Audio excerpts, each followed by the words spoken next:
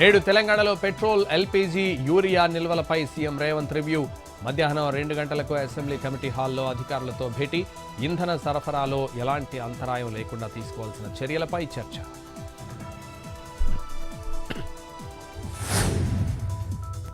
నేడు గవర్నర్ను కలవనున్న బీజేపీ నేతలు. వందే మాతరం, జనగణమన పాడకుండా అసెంబ్లీ నుంచి వెళ్లిపోయిన ఎంఐఎం ఎమ్మెల్యేలు చర్యలు తీసుకోవాలని కోరనున్న కమలం శ్రేణులు. కాసేపట్లో పర్యాటక శాఖపై సీఎం చంద్రబాబు సమీక్ష. ఏపీలో టూరిజం అభివృద్ధి, మౌలిక సదుపాయాలపై చర్చ. సినీ పరిశ్రమ సమస్యలపైన డిస్కషన్.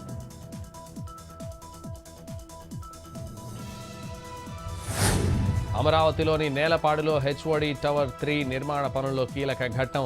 తొలి డయాగ్రిడ్ అమరికకు పూజా కార్యక్రమాల నిర్వహణ. పాల్గొన్న మంత్రి నారాయణ. అనంతరం డయాగ్రిడ్ నిర్మాణ పనులకు శ్రీకారం. నెల్లూరు జిల్లా 9వ మైల్ వద్ద రోడ్డు ప్రమాదం. డివైడర్ను ఢీకొట్టి వాగులో పడిన టిప్పర్. నుజ్జునుజ్జైన వాహనం, డ్రైవర్కు స్వల్ప గాయాలు.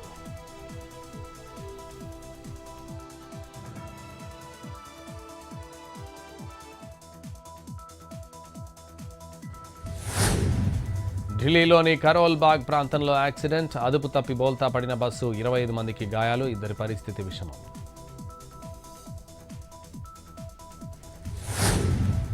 మంచుమయమైన జమ్మూ కాశ్మీర్. బుదేర్వాలో స్నోతో నిండిన కొండలు, చెట్లు. ప్రకృతి అందాలను ఆస్వాదిస్తున్న పర్యాటకులు. భారీగా పెరిగిన బంగారం ధరలు. 24 క్యారెట్ల 10 గ్రాముల పసిడిపై ఇవాళ ఒక్కరోజే 3,760 రూపాయలు అప్. ప్రస్తుతం తులం పుత్తడి ధర 1,46,670.